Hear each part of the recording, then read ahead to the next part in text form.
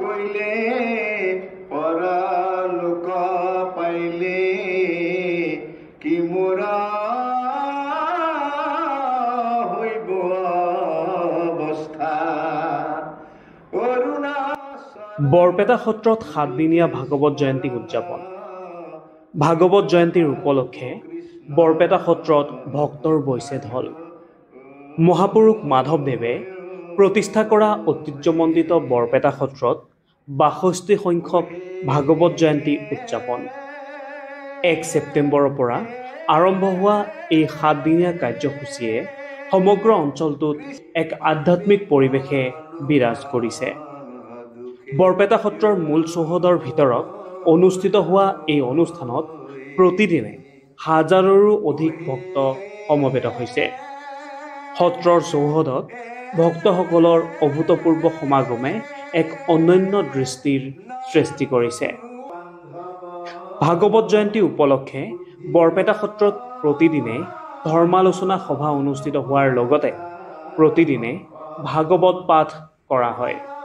লগতে ভাগৱত জয়ন্তীৰ দিনকেইটাত আমন্ত্ৰণ কৰি অনা বিশিষ্ট বক্তাই ভাষণ প্ৰদান কৰে।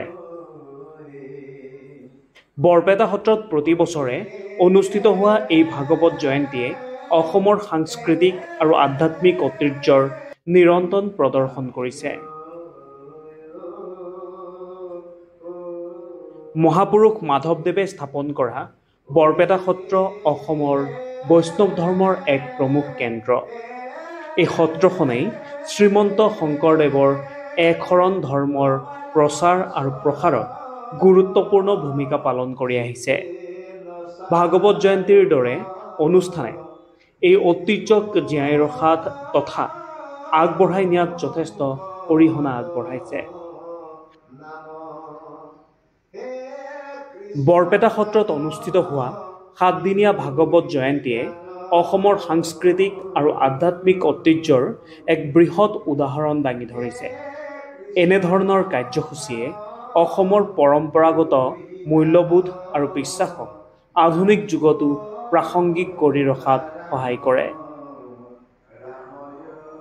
বৰপেটাৰ পৰা জিলেশ দাসৰ ৰিপৰ্ট, লোকেল 18।